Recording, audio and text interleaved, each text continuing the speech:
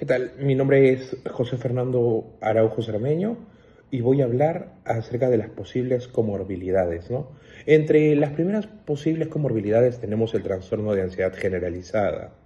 El trastorno de ansiedad generalizada, si bien el paciente podría tenerlo, ya que el paciente normalmente manifiesta preocupación constante, miedo a que algo mal le ocurra, dificultades para dormir y una sensación de tensión persistente.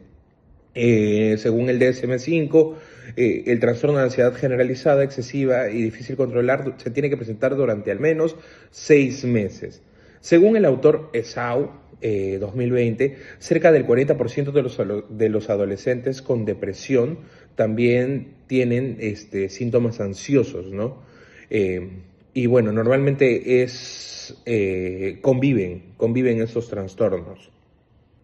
Por el otro lado, también tenemos el trastorno de ansiedad por separación. Si bien es cierto, Diego manifiesta una necesidad tiene temor a quedarse solo, ¿no? Eh, Según el DSM-5, este trastorno se caracteriza por una sensación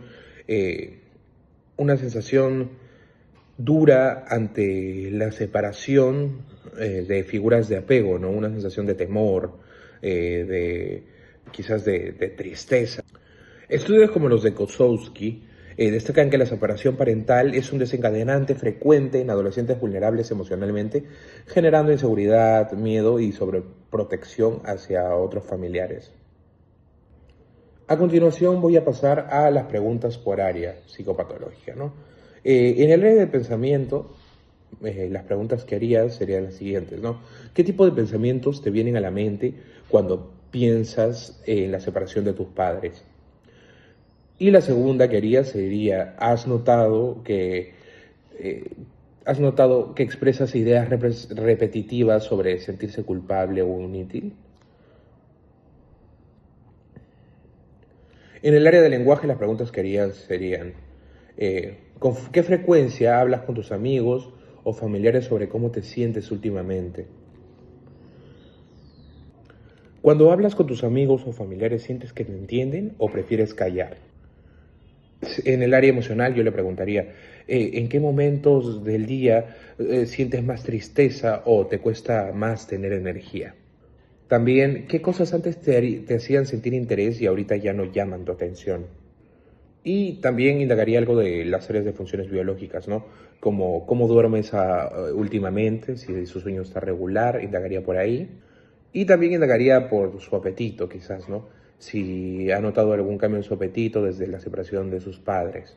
Soy Walter Hugo Arza Ayala y a continuación voy a presentar las posibles comorbilidades frente al caso de Diego, que viene a ser un adolescente de 14 años, diagnosticado con un trastorno de depresión mayor y bueno, que viene a ser un tipo reactivo frente a la separación parental y también realizar unas preguntas que van a permitir poder precisar mejor su diagnóstico según las áreas psicopatológicas evaluadas. Según el DSM-5-TR, hay hasta un 70% de que los adolescentes con este trastorno depresivo mayor desarrollen algún trastorno comorbido durante el primer año si no reciben un tratamiento adecuado. Y bueno, en el caso de Diego, se identifican dos posibles comorbilidades futuras. Una de ellas viene a ser el trastorno de ansiedad generalizada, cuyo código viene a ser el F41.1 y bueno, aquí el DSM-5 va a establecer como criterio principal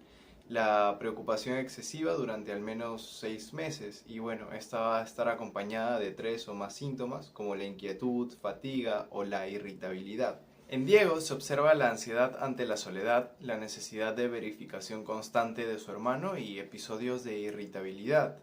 Y si no recibe la intervención adecuada, su ansiedad podría generalizarse a distintos ámbitos de su vida.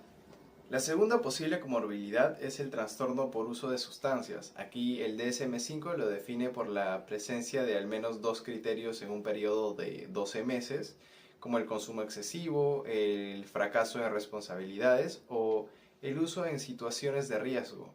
Diego presenta factores de vulnerabilidad como la desesperanza y las ideas de vacío, que pueden conducir a la automedicación emocional y se ha comprobado que los adolescentes con trastorno depresivo mayor tienen el doble de riesgo en desarrollar un trastorno por consumo de sustancias, especialmente si no reciben un tratamiento o presentan antecedentes de conflicto familiar.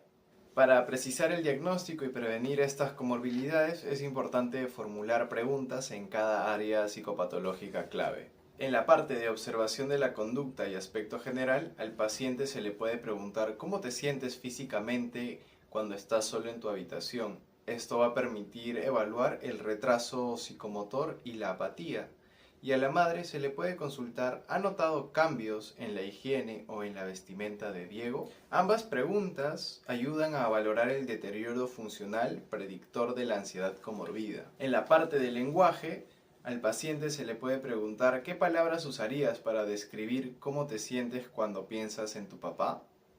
Y al familiar, ¿ha cambiado la forma de hablar de Diego? Por ejemplo, ¿usa frases más cortas o monótonas? Estas preguntas permiten diferenciar la rumiación depresiva de alteraciones del lenguaje primarias. Dentro de las funciones biológicas, al paciente se le puede preguntar sobre su sueño y apetito y a la madre sobre los cambios observables. Esto va a permitir cuantificar los síntomas somáticos que vienen a ser criterios A3 y el A6 del DSM-5 y bueno, así poder descartar las causas orgánicas. Por último, también se incluyen las áreas como emociones, percepción y las funciones superiores, donde se busca evaluar la regulación emocional, las sensaciones físicas extrañas o las dificultades de concentración.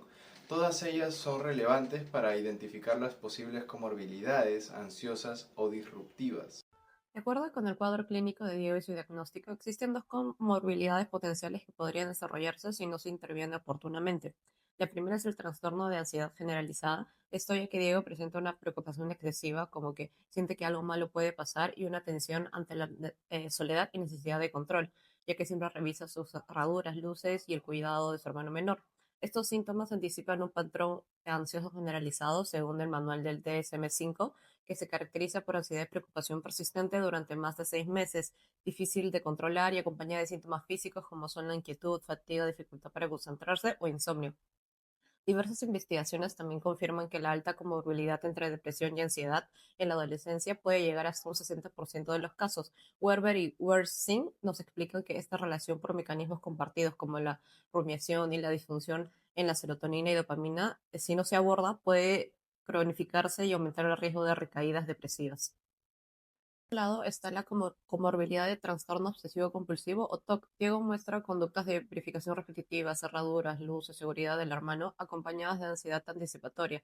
El DSM-5 describe el TOC como la presencia de obsesiones, pensamientos intrusivos y persistentes y compulsiones, conductas repetitivas realizadas para reducir la ansiedad, que generan malestar o interfieren en la vida diaria. Stein nos menciona que un adolescente con depresión, el TOC puede desarrollarse como un intento de recuperar el control percibido ante eventos traumáticos o estresores familiares. Asimismo, tenemos que Fernández y García nos mencionan que las evidencias indican que las coexistencias de ambos trastornos incrementan el riesgo de una ideación suicida y deterioro funcional. Ahora, para precisar mejor el diagnóstico de Diego, vamos a proponer preguntas clínicas basadas en las áreas psicopatológicas que creemos que necesitan de mayor información. La primera área es emociones y estado de ánimo. Una pregunta para el paciente es, ¿con qué frecuencia te sientes sin ganas o sin energía para hacer cosas que antes te gustaban, como jugar fútbol o escuchar música? De esta forma vamos a evaluar la presencia de la adenoína y apatía, síntomas nucleares del trastorno depresivo mayor, y así permitir determinar la gravedad y duración del ánimo depresivo. La segunda pregunta sería más para los familiares. Podremos cuestionar si han notado cambios en el estado de ánimo de Diego, como la irritabilidad, llanto o retraimiento frecuente. Esto ya que con el examen mental se enfatiza la observación del afecto y la reactividad emocional. Gómez menciona que en adolescentes la irritabilidad puede sustituir al estado de ánimo deprimido. Ahora vamos con el área de pensamiento. La primera pregunta es para el paciente. ¿Has tenido pensamientos de que la vida no tiene sentido o de que sería mejor desaparecer? La OMS dice que explorar la ideación de muerte o suicidio es un criterio esencial del DSM-5 para determinar la severidad del episodio depresivo y el riesgo vital que pueda haber. La segunda pregunta también es dirigida para el paciente y es, ¿sientes que algunos pensamientos se repiten constantemente en tu cabeza y te generan ansiedad o miedo? Stein nos dice de que es importante indagar la posible presencia de ideas obsesivas relevantes para descartar o confirmar una evolución hacia lo que sería un TOC. Otra área es funciones nerviosas superiores. La primera pregunta sería para el paciente. ¿Te cuesta concentrarte en clase o recordar lo que lees o escuchas? Delgado nos menciona que permitir explorar la alteración de la memoria y la atención es importante ya que es frecuente en cuadros depresivos y parte del examen de funciones superiores. La segunda pregunta es, para el familiar, ¿ha observado si Diego olvida tareas o aparece distraído con facilidad incluso en casa? Esto es importante ya que complementa la información cognitiva desde la observación externa, facilitando la evaluación del impacto funcional en contextos cotidianos. La última área a investigar sería la de evaluación de riesgo vital. La primera pregunta sería para el paciente. Cuando dices que no hay razón para seguir, ¿has pensado en hacerte daño o cómo lo harías? La OMS menciona que evaluar la intención y planificación suicida es un indicador crítico en los adolescentes con depresión. La segunda pregunta sería para el familiar. ¿Has notado si Diego se aísla más o habla sobre sentirse culpable o sin valor? Gómez nos dice que esto puede facilitar la detección de señales de riesgo a partir de la conducta observada, fundamental para establecer medidas de protección inmediatas. Conclusión, el caso de Diego evidencia un trastorno depresivo mayor de intensidad moderada, con rasgos ansiosos y compulsivos incipientes.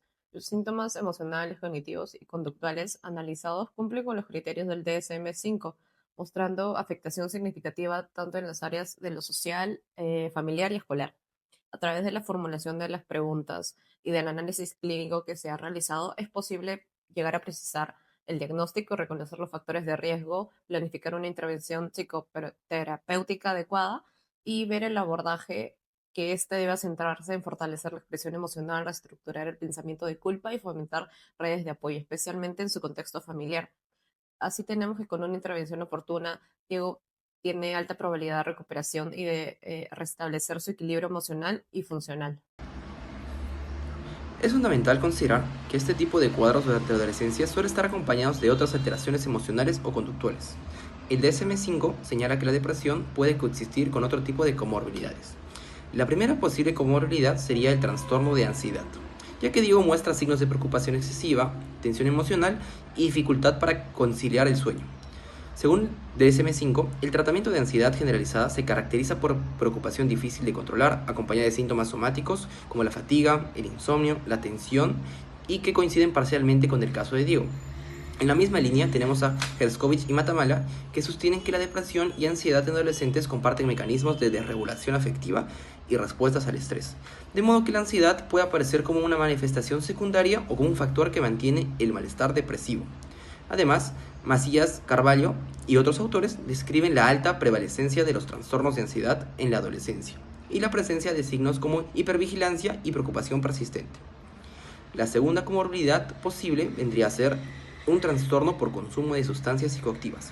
Según Ibáñez y otros autores, los adolescentes con trastornos del ánimo presentan mayor riesgo de involucrarse en consumo de alcohol o drogas, como estrategias de alivio emocional, lo que puede instaurar un ciclo de empeoramiento afectivo y dependencia.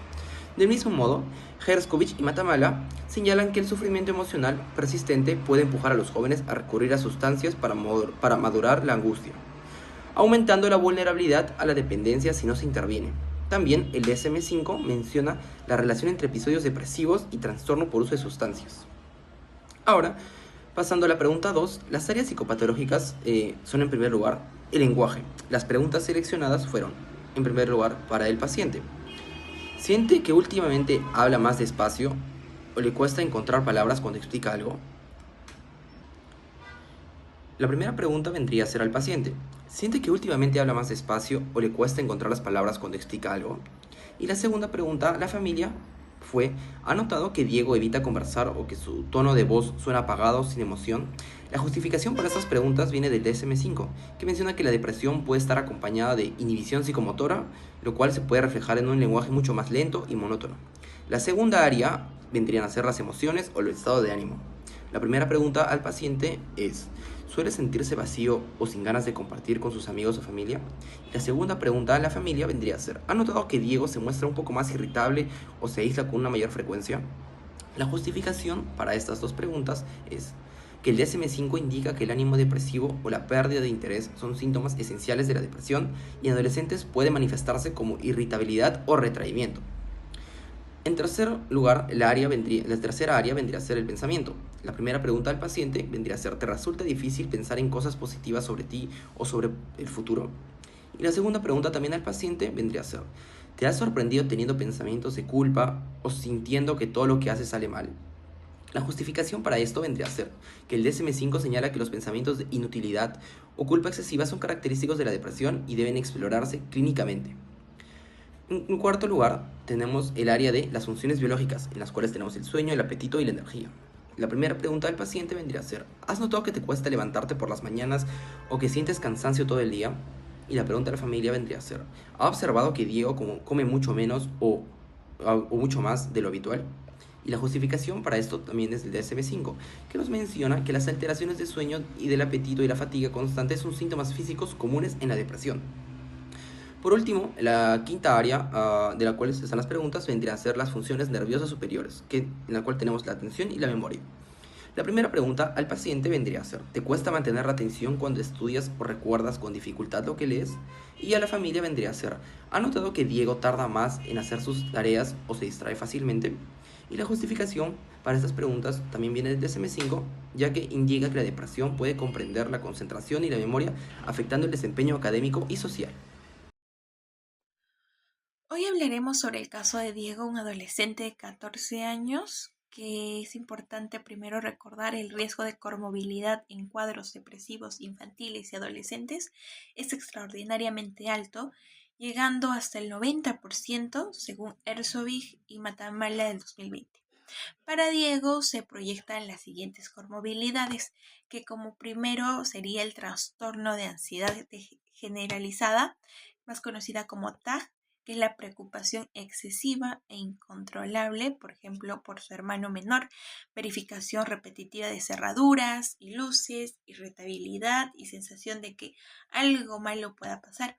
Estos síntomas cumplen criterios del DSM-5 y los respaldados por estudios que indican que la ansiedad en adolescentes suele manifestarse con síntomas somáticos, según Crockett y Martínez del 2023 y Herzog y Matamala del 2020. Segundo, sería el riesgo de consumo problemático de sustancias.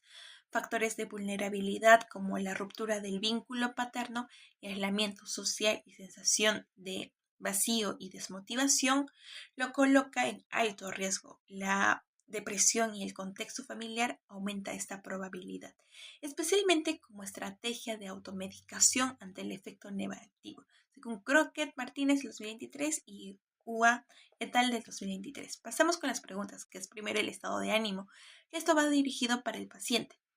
Diego, ¿qué tan seguido tienes pensamientos de que no vale la pena seguir viviendo o de que sería mejor no despertar? Esto sería que evalúa la ideación suicida pasiva, un indicador crucial de la gravedad del cuadro depresivo y el nivel de riesgo. La identificación de este tipo de cogniciones es la primera línea de acción en la evaluación del riesgo suicida en adolescentes, según Hua et al. De 2023. La segunda pregunta sería para la madre. Además de levantarse temprano, ¿ha notado cambios de sueño de Diego, como despertarse muy temprano o tener dificultades para conciliar el sueño? Esto va a profundizar más donde es el insomnio de mantenimiento y terminal, un síntoma neurodegenerativo del episodio depresivo que, según el DSM-5, indica la alteración biológica y del estado de ánimo y aumenta la severidad del cuadro. La madre puede aportar información objetiva sobre la calidad del sueño y todo ello. Pasamos con el área ansiosa, que esta pregunta sería para el paciente. ¿Qué pasa por tu cabeza cuando te sientes nervioso o cuando piensas en quedarte solo?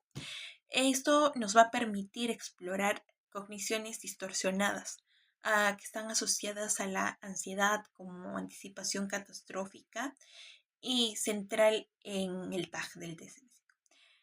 Ahora la pregunta sería para la madre. Diego ha tenido episodios en los que se queja de molestias físicas como dolor de cabeza o malestar estomacal antes de ir al colegio o antes de dormir.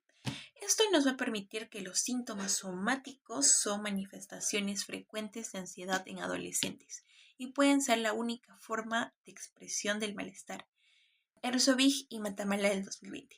También pasamos con el apego y funcionamiento familiar. Esta pregunta sería para el paciente. Diego, ¿cuándo piensas en la separación de tus padres y sientes que fue tu culpa? ¿Qué te dice esa voz en tu cabeza que te hace sentir inútil? Esto nos va a ayudar a evaluar la culpa patológica y la internalización de la separación como abandono, explorando el estilo de atribución interno, estable y global, que perpetúa la baja autoestima y el ánimo deprimido. Esta culpa está directamente ligada al duelo no resuelto. Y la siguiente pregunta sería para la madre. Desde la separación, ¿cuál es el nivel de comunicación y contacto regular de Diego con su padre? ¿Hay un horario totalmente esporádico? La implicación paterna baja y ausente es un predictor significativo de sintomatología depresiva y ansiosa en adolescentes. Preguntar por la frecuencia y calidad del contacto permite evaluar este factor de riesgo y orientar a la terapia familiar, según Morales Rodríguez y Bedoya Maldonado del 2022.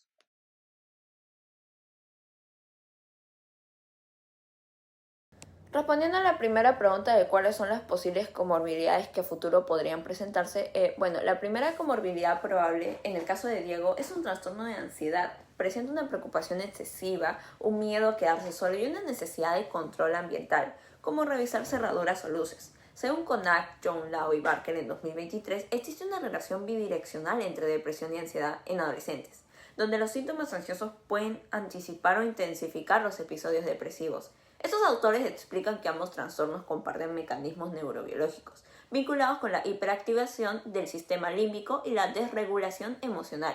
Además, la Sociedad Colombiana de Psiquiatría en 2016 describe que el trastorno de ansiedad generalizada implica preocupación constante y difícil de controlar, acompañada de tensión muscular y alteraciones del sueño, síntomas observados en Diego.